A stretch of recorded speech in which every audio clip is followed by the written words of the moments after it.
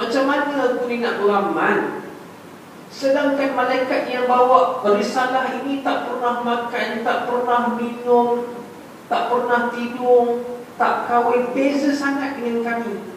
Dan Allah Subhanahu wa ta'ala tahu fitrah hamba yang terlalu banyak beralasan. Maka Allah Subhanahu wa ta'ala memilih di antara banyaknya manusia untuk ditingkatkan darjat mereka menjadi Nabi dan Rasul, supaya kelak di hari akhirat nanti kita tidak boleh lagi memberikan alasan, memberikan pelbagai jawapan untuk selamatkan diri kita.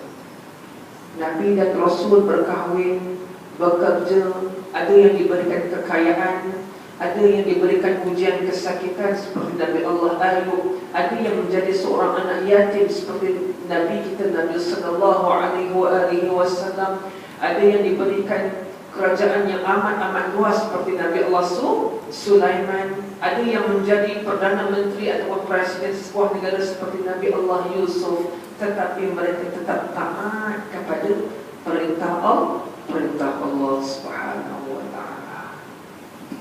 Tuan-tuan dan puan-puan yang dirahmati Allah Subhanahu wa ta'ala, sebelum kita pergi jauh lagi, hari ini malam saya rasa kita nak cerita tentang muqaddimah saja. Kita nak ulang balik. Apakah perbezaan di antara Nabi dan juga Rasul? Ada beza. Jangan orang ingat Nabi dan Rasul itu sama Ustaz. Tak sama. Nabi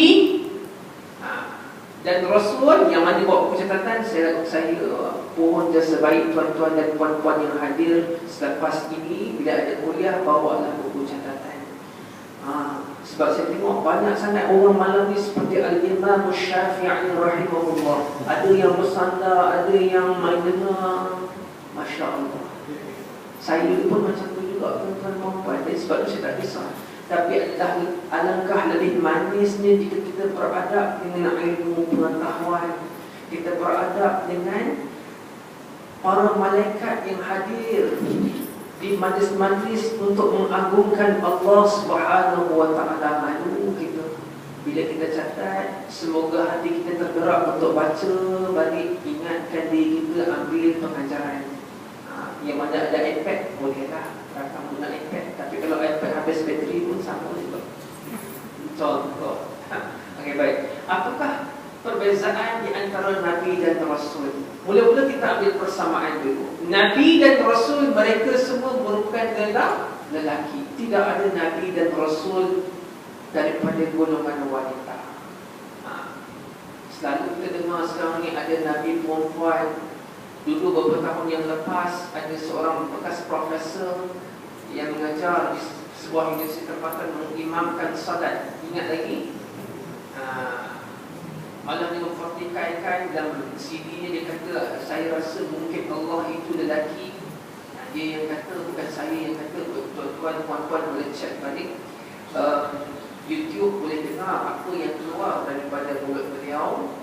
Semoga Allah Subhanahu wa ta'ala memberikan rahmat kepada dia.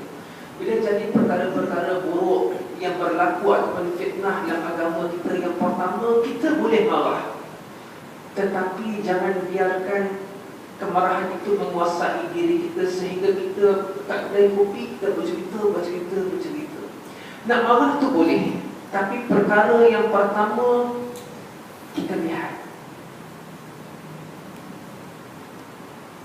bagaimana kedudukan kita sebagai seorang Islam sekarang ini.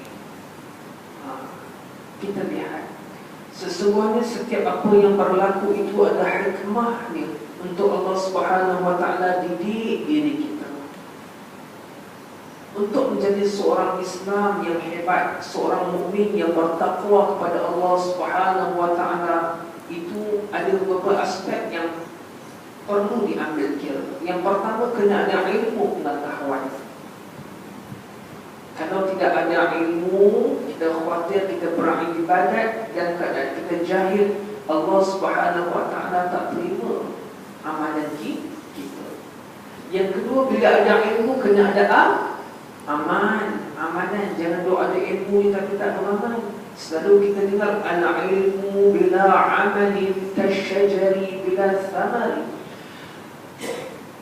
ilmu tanpa amal itu ibarat suatu pokok.